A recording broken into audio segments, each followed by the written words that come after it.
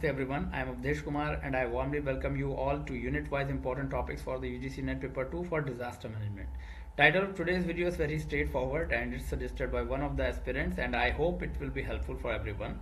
For avoiding the too long videos, lecture will be available unit-wise and for receiving them quick, please subscribe the channel if not subscribed yet.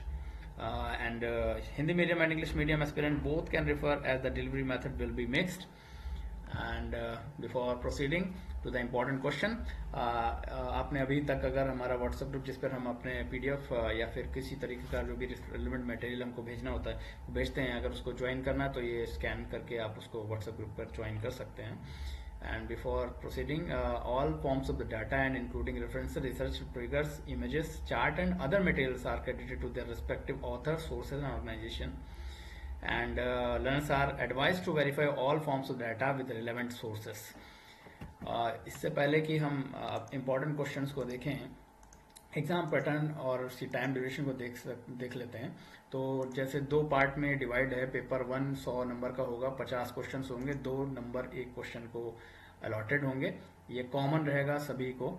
और जो हमारा concern अभी है important, जो पहली बार अभी include किया गया है डिजास्टर मैनेजमेंट यूजीसी नेट में इस बार, तो ये 200 नंबर का होगा. इसमें 100 क्वेश्चन होंगे, हर क्वेश्चन पर 2 नंबर होंगे. और कोई भी, सबसे अच्छी बात है कि इसे 300 मार्क्स का वेटेज होगा और कोई नेगेटिव मार्किंग इसके अंदर नहीं है. 3 घंटे का पेपर होगा और कोई नेगेटिव मार्किंग नहीं है, तो इसमें सभी अटेम्प्ट किए जा सकते हैं. और अगर हम सिलेबस को देखें तो टोटल यूनिट्स 10 हैं इसके अंदर. Introduction to disaster management first unit है और इसके बाद की जो यूनिट है research methodology for disaster management, इसके बारे में मैं अभी कुछ एंड में डिस्कस करूंगा. और ये यूनिट 3, 4, 5, 6, 7, 8, 9, 10 के बारे में हम आगे की वीडियोस में चर्चा करेंगे, डिस्कशन करेंगे. तो सबसे पहले इंट्रोडक्शन टू डिजास्टर मैनेजमेंट को देख लेते हैं, इसके सिलेबस को. तो इंट्रोडक्शन टू डिजास्टर मैनेजमेंट की ये पोर्शन हमने ऑलरेडी कंप्लीट कर दिया था. तो अगर हम इसको देखें तो इस पूरे सिलेबस को मैंने कन्वीनियंस के लिए डिवाइड कर दिया है. तो जो मैंने अभी बात कही थी कि इसे कंप्लीट कर चुके हैं, तो ये ऑलरेडी डन है हमारा पोर्शन. इसके सभी वीडियोस अवेलेबल हैं यूट्यूब चैनल पे. जिन लोगों ने नहीं देखे हैं वो देख सकते हैं और उसे कवर कर सकते हैं. इसमें अगर इम्पोर्टेंट टॉपिक की बात करें तो डिजास्टर मैनेजमेंट साइकिल बहुत इंपॉर्टेंट है. इसके साथ में मैंने कुछ ऑब्जेक्टिव टाइप क्वेश्चंस को भी डिस्कस किया है उन वीडियोस में, तो वो जरूर देख लें. उसमें से क्वेश्चंस के आने की संभावना बहुत ज़्यादा है. और दूसरा ये HVCA जो है, तो इसको भी मैंने बहुत डिटेल में डिस्कस किया है कि HRVCA या फिर HVCA ये क्या होता है, ये बहुत अच्छे से उसमें है. तो ये 2 टॉपिक्स बहुत ज़्यादा इंपॉर्टेंट है. और ऑब्वियसली किसी भी चीज़ के की terms, hazard, risk, vulnerability, exposure, coping capacity, resilience, जब आप डिजास्टर मैनेजमेंट पढ़ रहे हैं तो ये शब्द आपको बार बार देखने को मिलेंगे. तो इन वीडियो को जरूर देखें, ये बहुत इंपॉर्टेंट है. इसके बाद में अगर हम देखें इस सिलेबस को, तो natural hazard and human induced hazard को जो हमारे सिलेबस के अंदर दिया गया है, तो सबसे पहले इन्होंने इसमें हैजर्ड के बारे में जो बात की गई है, तो टोटल 10 तरीके के हैजर्ड लिखे हुए हैं सिलेबस के अंदर. तो वो तो एज इट इज इम्पोर्टेंट है. इसके अलावा भी होते हैं मगर ये तो बिल्कुल ही इम्पोर्टेंट है, इनको तो छोड़ना ही नहीं है.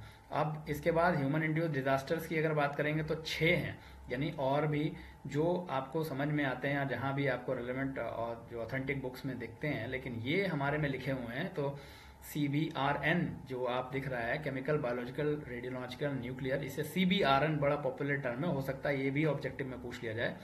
तो CBRN बहुत इंपॉर्टेंट है. और सोशियो टेक्निकल और टेक्नोलॉजिकल आपस में मिलती जुलती डिजास्टर्स हैं, तो ये बिल्कुल बहुत अच्छे से कर लेनी है. इसमें क्या क्या पूछा जा सकता है, इसके रिलेटेड कैरेक्टरिस्टिक क्या है, इससे कॉजेज क्या होते हैं, इससे क्या क्या नुकसान हो सकता है, इसके डिफरेंट नेचुरल हैजर्ड, इसका क्या डैमेज पोटेंशियल होता है इन अलग अलग का.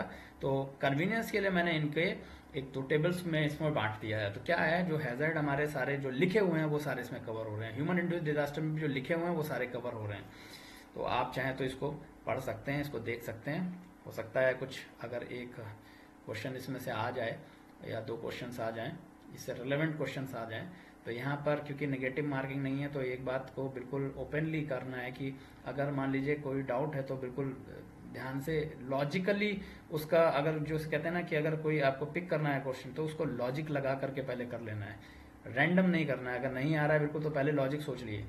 तो नेचुरल हैजर्ड और ह्यूमन इंड्यूस्ड डिजास्टर में अगर हम बात करें तो सबसे पहले अर्थक्वेक, वोल्केनो, साइक्लोन, इनमें बिल्कुल भी अगर आपने डिजास्टर मैनेजमेंट कभी नहीं पढ़ा होगा तब भी ये ऐसे शब्द हैं जिनको आपने कभी ना कभी सुना जरूर होगा।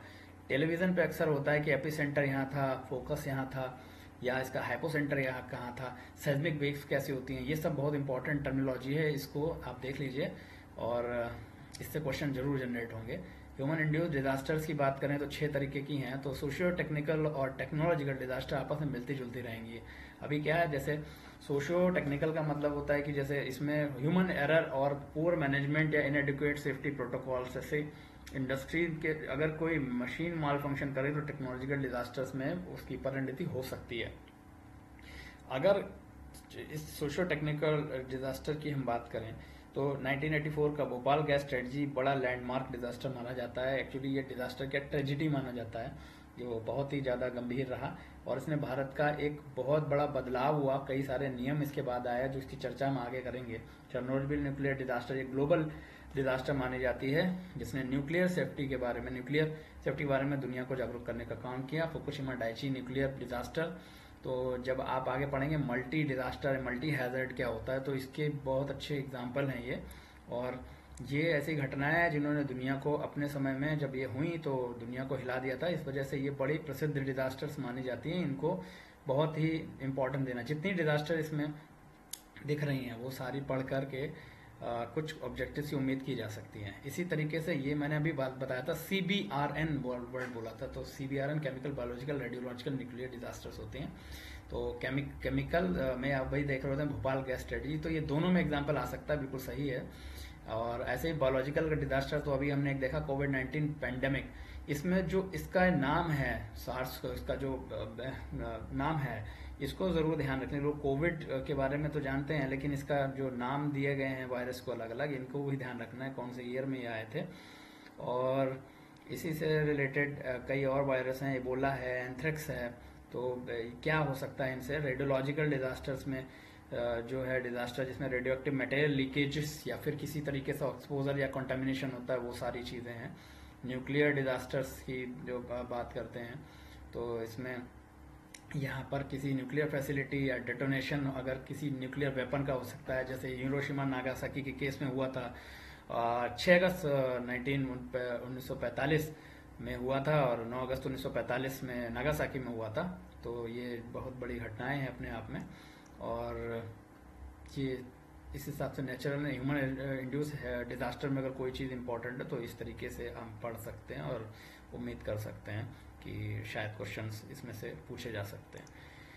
आगे अगर हम चलते हैं तो इन्हीं टर्मिनोलॉजी को अगर हम एक सिंगल पेज पे मैंने यहाँ अरेंज किया है, तो जो मैंने बताया था ना कि कुछ वो तो इम्पोर्टेंट है ही जो अभी हमने देखा, लेकिन साथ में कुछ चीज़ें मोस्ट इम्पॉर्टेंट रहती हैं। जैसे क्या है, इस डायग्राम को अगर आप देखेंगे तो इसके अंदर हाइपोसेंटर, आपको फोकस, तो कई बार ऐसा होता है कि ये पॉइंट भी पूछ लिए जाते हैं कि क्या होता है, इसका मतलब क्या होता है। तो point beneath the surface of the earth, और ऊपर एपिसेंटर है, एपिसेंटर क्या होता है, और इस तरीके से आपको हाइपोसेंट्रल डिस्टेंस क्या होती है। ये सारे डायग्राम्स, इन सबको ध्यान में रख लेना है, इसका स्क्रीनशॉट लिया जा सकता है। और यहाँ पर जब आप इसकी बात करेंगे तो पीछे की स्लाइड में हमने देखा था कि यहाँ सिस्मिक वेव्स के बारे में पढ़ा गया, तो सिस्मिक वेव्स के बारे में इसका क्लासिफिकेशन इंपॉर्टेंट हो जाता है, बॉडी वेव्स और सरफेस वेव्स। इसके बाद ये लॉन्गिट्यूडनल यानी पी वेव्स, ट्रांसफर यानी एस वेव, ऐसे ही Rayleigh waves and love waves के पैटर्न में ये चलती हैं। तो यहाँ पर इसको डायग्रामेटिकली भी रिप्रेजेंट किया गया और ये इसकी टेबल भी बनी हुई है, तो आप इसको भी जरूर पढ़ लीजिए कि क्रिस्मिक वेव्स कितने टाइप की होती हैं। तो यहाँ पर अगर प्राइमरी वेव्स देखेंगे तो इस तरीके से कुछ चलती हैं, सेकेंडरी वेव्स कुछ इस तरह से चलती हैं, ऐसे ही लव वेव्स होती हैं, तो ये इस तरीके से इसका पैटर्न होता है। और रिलाई वेव्स का इस तरीके से इलिप्टिकल पैटर्न में आप देख सकते हैं यहाँ पर चलती हैं। तो ये चीज़ें यहाँ पर अगर आप देखेंगे तो लव वेव्स के बारे में लिखा भी हुआ है, तो बड़ी एक्सट्रीमली डैमेज करती हैं बिल्डिंग्स को। तो ये क्वेश्चन आ सकते हैं कि कौन सी वेव से सबसे ज़्यादा नुकसान होता है। तो ऐसे क्वेश्चन के आंसर देने के लिए, ऐसे ऑब्जेक्टिव के आंसर देने के लिए इसके तरीके की इंफॉर्मेशन होनी बहुत ज़रूरी है। इसके अलावा अर्थक्वेक इम्पोर्टेंट इसलिए ज़्यादा हो जाता है क्योंकि रिक्टर स्केल और मर्काले स्केल, इसके दो स्केल बहुत प्रसिद्ध हैं। रिचर स्केल, कुछ लोग कहते हैं इसको रिक्टर पैमाना, या जो अखबार होते हैं, तो इस तरीके से आप इसकी टर्मिनोलॉजी देखेंगे। बहुत ही अगर कोई ऐसा अर्थक्वेक होता है जो 0 से 1.9 के बीच में होती है, can be detected only through seismograph, ये पता भी नहीं चलते हैं, हमेशा आते रहते हैं। इसके बाद में इस तरीके से जब जैसे जैसे इसका मैग्नीट्यूड बढ़ता जाता है तो इस तरीके से नुकसान भी बढ़ता जाता है। लेकिन अगर हम ये बात करें तो ये मैग्नीट्यूड की बात हो रही है, ज़रूरी नहीं है कि अगर कोई मैग्नीट्यूड ज़्यादा आ रहा है तो वहाँ डैमेज भी ज़्यादा होगी। मतलब ऐसी कोई एरिया जहाँ कोई रहता ही नहीं है और वहाँ पर ज़्यादा मैग्नीट्यूड का भी भूकंप आता है रिक्टर पैमाने पे, तो वहाँ पे कोई डैमेज ज़्यादा देखने को नहीं मिलेगा जान माल के टर्म्स में। तो ऐसी चीज़ों को या फिर ऐसी चीज़ों का पता लगाने के लिए एक मर्काली स्केल भी है। तो यहाँ पर इसको 1 से लेके 12 ध्यान रखना है कि हमारा जो है ये 12 तक जाता है, रोमन डिजिट्स में होता है। अगर फर्स्ट होगा तो नो फेल्ट, यानी पता नहीं चलेगा, बहुत कम लोग इसे जान पाएंगे। और अगर एक्सट्रीम केस सबसे, अगर हम 12 की बात करते हैं तो 12 सबसे एक्सट्रीम माना जाता है। तो पूरा फुल यानी कि ये किसी भी स्ट्रक्चर को गिराने की कैपेबिलिटी रखता है। तो इस तरीके की बेसिक इन्फॉर्मेशन ये है, इस स्लाइड में रिप्रेजेंट की गई है।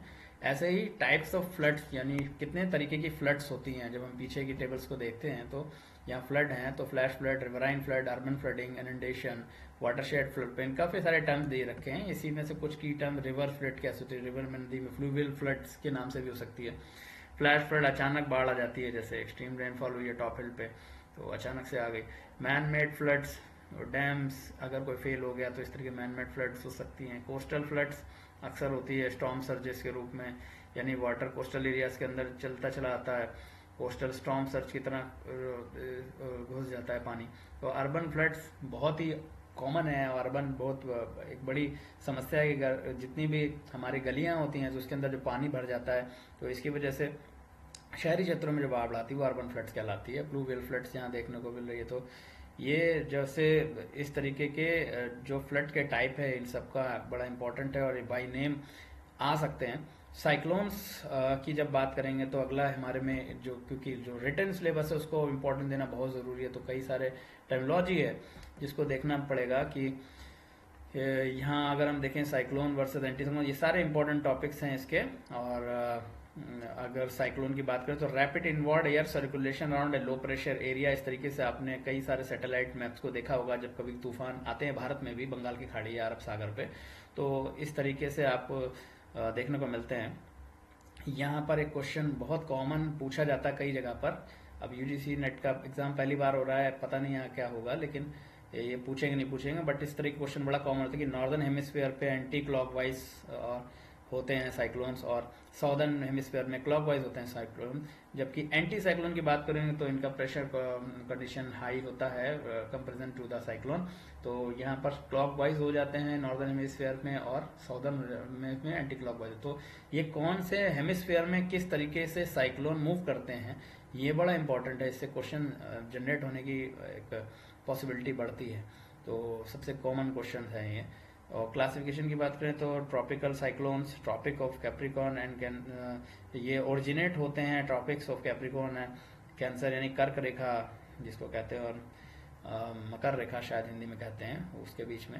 और extra tropical temperate cyclone originate in the polar region. अगर एक्स्ट्रा ट्रॉपिकल या टेम्परेट साइक्लोन की बात की जाएगी तो इस तरीके से होगा कि वो पोलर रीजन से होता है।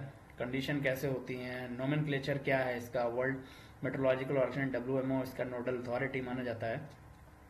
और इसके नाम कैसे रखे जाते हैं, कई अलग अलग जगहों पे अलग अलग नाम हैं, जैसे टाइफून कहलाता है south east Asia and China में, हरिकेन कहलाता है north Antarctica and eastern Pacific में। ऐसे टोर्नेडो नाम भी सुना होगा आपने, तो वो West Africa and southern Africa USA में बोला जाता है। विलीविलीज नॉर्थ वेस्ट ऑस्ट्रेलिया में बोला जाता है इसको topical cyclone. South west Pacific and Indian ocean में आपको ट्रॉपिकल साइक्लोन वर्ड बहुत सुनने को मिलता होगा।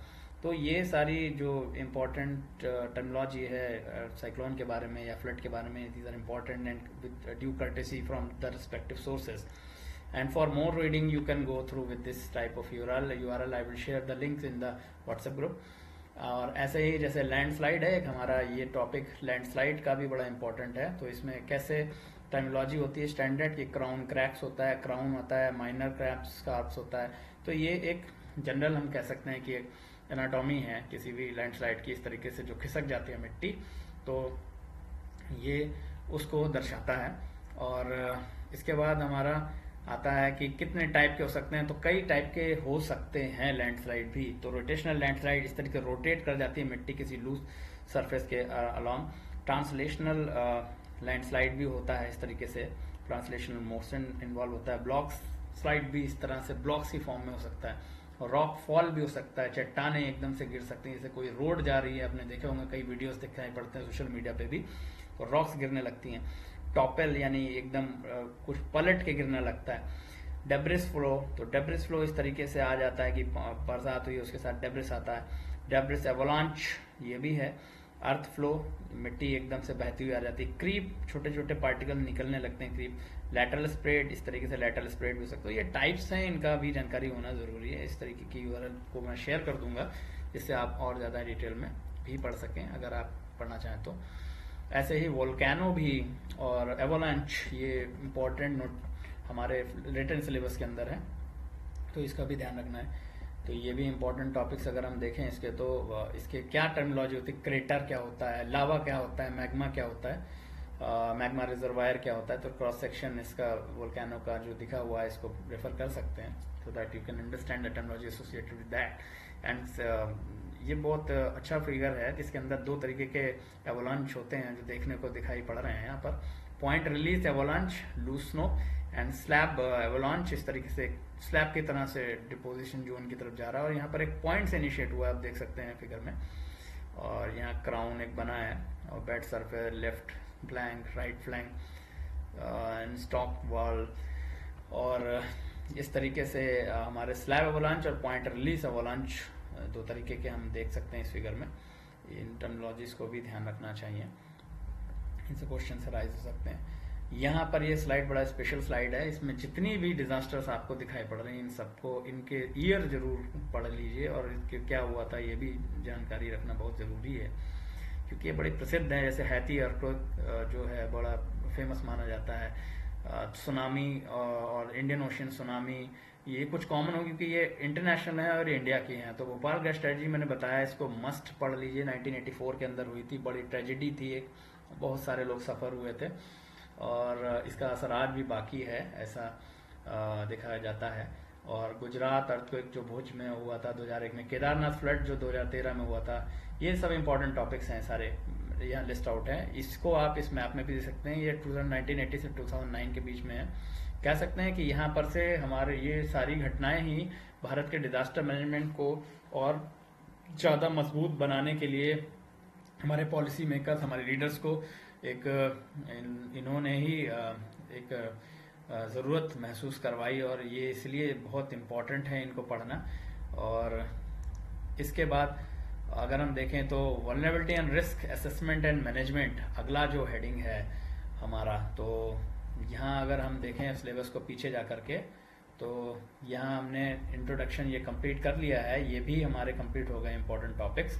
ये vulnerability and risk management and disaster management India को, इसको अगर हम देखें तो उस चीज़ को हम यहाँ देख रहे हैं। तो vulnerability and risk assessment management में सारी चीज़ों को हम फर्स्ट यूनिट के अंदर देख चुके हैं, उसी से मिलती जुलती हैं, लेकिन ये analysis of inherent and chronic vulnerability and early warning system and common alert protocol most important CAP may be the area from where the question may arise, like a category of inherent vulnerability and chronic vulnerability. What is the meaning of the inherent vulnerability? Like characteristic that makes entities naturally more susceptible to harm.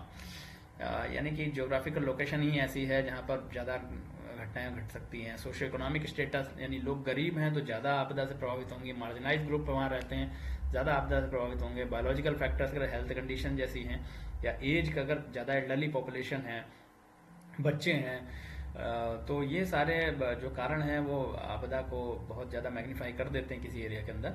ऐसे chronic vulnerability मतलब लंबे समय तक ऐसी condition बनी रहें, जो बड़े लंबे समय तक बने रहने के बाद में क्या होता है कि सिस्टमेटिक इश्यूज बनने शुरू हो जाते हैं। जैसे लंबे समय तक poor governance and weak institutional framework हैं, long standing socio economic inequalities exist कर रही हैं सोसाइटी के अंदर, environmental degradation and climate change impacts हैं। तो ये सब क्या कर सकते हैं कि क्रोनिक वल्नरेबिलिटीज यानी समय के साथ में कोई आपदा की परिणति में घट सकते हैं। और अगर हम इसके एनालिसिस की बात करें तो इसका एक सिस्टमेटिक अप्रोच रहता है कि हजार्ड आइडेंटिफिकेशन करना है, उसकी प्रोफाइलिंग करनी है। तो अभी हम देखेंगे कि इंडिया हजार्ड प्रोफाइलिंग भी होती है, मतलब इंडिया हजार्ड इंडिया का पूरा कैसे वहाँ पे प्रोफाइलिंग है, और किसी स्टेट की कैसे प्रोफाइलिंग है, किसी जिले की कैसे, कहीं की भी हो सकती है, किसी स्कूल की भी प्रोफाइलिंग हो सकती है कि वहाँ पर कैसे हैजर्ड आइडेंटिफाई करे जा सकते हैं। आइडेंटिफाई की जाएगी वहाँ की वल्नरेबिलिटी कंपोनेंट क्या होती है, जो लोगों को वल्नरेबिलिटी में या फिर हैजर्ड में या रिस्क को समझने में दिक्कत हो रही है, तो वो अपने पहले के वीडियोस उनको देखने रहेंगे, जिससे कि उनका कॉन्सेप्ट बन जाएगा और उसके बाद ये वर्ड बार बार आएंगे अभी। तो it is very important and I would recommend strongly to please must view the first units, the uploaded video which are already on the YouTube channel. And data collection, indicator development, mapping vulnerability spatially and temporally, assess the interaction between hazard and vulnerability, identify the key factor and exacerbate vulnerabilities, evaluate adaptive capacity, strategy development and prioritization, कौन सी चीज़ को पहले handle करना है, कौन सी चीज़ को उसके बाद priority देनी है, ये इंपॉर्टेंट है। Implementation and monitoring interventions, continuous feedback and adaptation, कोई भी चीज़ परफेक्ट नहीं होती, जैसे कि उसको लगातार जब हमें उसकी कमी होती है, फीडबैक मिलता है, तो हम उसको और बेहतर बनाने में मदद मिलती है। और अगर कोई चीज़ अगर हम नहीं बिल्कुल सही कर सकते हैं, तो उसके हिसाब से अडाप्ट कैसे कर सकते हैं सोसाइटी को, ये भी इम्पॉर्टेंट हो जाता है। इनसे क्वेश्चंस बन सकते हैं। Analysis of inherent and chronic vulnerability, तो कई लोग ऐसे होते हैं जिनको नहीं पता होता कि इनहेरेंट एंड क्रोनिक वल्नरेबिलिटी क्या आते हैं, तो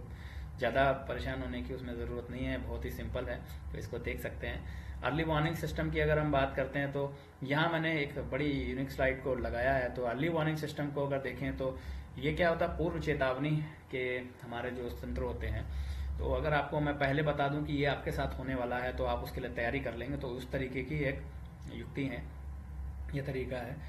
और मान लीजिए अगर सुनामी आने वाली है, ये बात आपको पता चल जाए, तो आप बीचों को खाली कर, बीच जितने भी हैं उनको खाली करा सकते हैं। और अगर ऐसा होता ही है कि अभी भारत को बड़ी तारीफ मिली, इंडिया मेट्रोलॉजिकल डिपार्टमेंट को, WMO ने भी प्रेस किया कि भारत ने अपना जो एक्सीलेंट अर्ली वार्निंग सिस्टम है, इंडिया मेट्रोलॉजिकल डिपार्टमेंट, हम अपने देश को ही नहीं और भी देशों के साथ वार्निंग को शेयर करते हैं, जिससे कि जो कैजुअलिटीज हैं, नंबर ऑफ कैजुअलिटी हैं, उनकी आंकड़ा बहुत कम हो चुका है। और ये बड़ी अच्छी बात है कि इस तरीके के अर्ली वार्निंग सिस्टम इंडिया के अंदर एग्जिस्ट करते हैं। तो early warning system is a area from where there will be must question, और ज़्यादातर ये क्वेश्चंस आ सकते हैं कि वेदर एंड क्लाइमेट अलर्ट कौन देती है, कौन सा उसका की एजेंसी या डिपार्टमेंट है जो ऐसा करता है, तो IMD करता है। फ्लड वार्निंग कहाँ से आती है, सेंट्रल वाटर कमीशन से आती है, स्टेट एजेंसीज भी देती हैं। अर्थक्वेक अलर्ट कहाँ से, अलर्ट कहाँ से आते हैं, national centre for seismic NCS और IMD भी सहयोग करता है।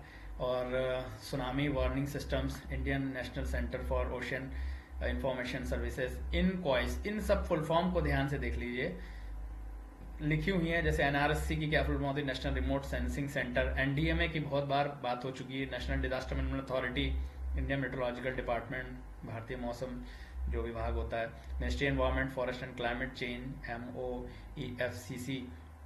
तो केमिकल एंड इंडस्ट्रियल हैजार्ड के बारे में ये देखते हैं। और यहाँ पर अर्ली वार्निंग सिस्टम का सिग्निफिकेंस है कि कौन सी एजेंसी इसको देती है, बड़ा इंपॉर्टेंट, इससे क्वेश्चन अराइज हो सकता है। बिल्कुल कॉमन अलर्ट प्रोटोकॉल CAP, तो ये क्या है कि ऐसा कोई सिस्टम कि हमें अर्ली वार्निंग तो मिल गई है टाइमली, लेकिन अब उसे लोगों तक पहुंचाएं कैसे, डिसमिनेशन कैसे करें उसके अलर्ट का जल्दी से जल्दी, क्योंकि जितनी जल्दी हम कर लेंगे उतनी जल्दी एक्ट कर सकते हैं लोग अपने आप को बचाने के लिए, या एडमिनिस्ट्रेशन एक्ट कर सकता है। तो वेरियस हैजार्ड अक्रॉस प्लेटफॉर्म, किस तरीके से हम इसको दे सकते हैं। तो नेशनल डिजास्टर अथॉरिटी का बहुत अच्छा एक इनिशिएटिव है। मैं सचेत के बारे में बताना चाहूँगा यहाँ पर, इससे क्वेश्चन आ सकता है। सचेत सामयिक चेतावनी तंत्र है, तो ये लॉन्च हुआ था, और अगर मुझे सही याद है तो national platform for disaster risk reduction NPTRR पे लॉन्च हुआ था ये, मैं वहाँ गया भी था। और वहाँ से ये कॉमन अलर्ट प्रोटोकॉल, आजकल आप देख रहे होंगे आपके मोबाइल पर जो मैसेज होते हैं वो आते हैं कि ये ऐसी चेतावनी है इस चीज़ की। तो वो क्या है कि वो सचेत के माध्यम से होता है, इसे पूरे देश में एक साथ मैसेज डिलीवर किए जा सकते हैं। और SMS फैसिलिटी होती है, मोबाइल एप्लीकेशन इसका अवेलेबल है, आप चाहें तो ये प्ले स्टोर पर जाकर डाउनलोड कर सकते हैं। ये इंश्योर करता है लास्ट माइल कनेक्टिविटी को, और जिससे कि जल्दी से जल्दी हम लोगों तक सूचना प्रदान कर सकते हैं कि यहाँ पर ऐसा होने वाला है। तो ऐसा ही एक सिमिलर एप्लीकेशन और है जिसको हम दामिनी ऐप कहते हैं। तो ये बिजली गिरने से बचाव के लिए, बिजली गिरना एक बड़ी ही छोटी लेकिन एक बहुत बड़ी घटना है कि जिससे काफ़ी जानें जाती हैं। अगर सही याद है मुझे तो 2500 के करीब का आंकड़ा है ऑन एन एवरेज जो लोगों की जान जाती है। तो आप इस आंकड़े को वेरीफाई कर सकते हैं, कर लीजिएगा। लाइटनिंग गाइडलाइंस जो अवेलेबल है मैंने ग्रुप पे भी शेयर की थी, कई सही तरीके की गाइडलाइंस। ये जो जहाँ भी इस तरीके की बिजली गिरने की संभावना होती है वहाँ पर एक अलर्ट जारी करता है। ख़ास तौर से जो रूरल पॉपुलेशन है वो जो चपेट में आ जाते हैं उससे, उत्तर प्रदेश और बिहार या और भी कई जगहें हैं जहाँ पर बिजली गिरना बहुत एक आम घटना होती है, तो उन सबको बचने में बड़ी मदद मिलती है। और ये precise tracking from cloud to ground CG lightning होती हैं, तो इसके लिए ये एप्लीकेशन डेवलप किया गया है। और अभी मैं बता रहा था जैसे कि प्रोफाइलिंग होती है या फिर जो प्रोफाइल बनता है, प्रोफाइलिंग मतलब प्रोफाइल बनता है। तो हैजर्ड एंड वल्नरेबिलिटी प्रोफाइल अगर भारत का देखें तो बहुत इंपॉर्टेंट है इस सिलेबस के अंदर। और ऐसे ही regional aspect of hazard, risk and vulnerability तो है ही, लेकिन हैजर्ड, वल्नरेबिलिटी और प्रोफाइल ऑफ इंडिया बहुत इंपॉर्टेंट। इस एक श्योर शॉर्ट क्वेश्चन मुझे लगता है कि बन सकता है। Emerging paradigm and recent development, अभी क्या हो रहा है, अभी क्या चीज़ें चल रही हैं, ये भी बहुत इंपॉर्टेंट है, इनको भी जानना। और इस तरीके से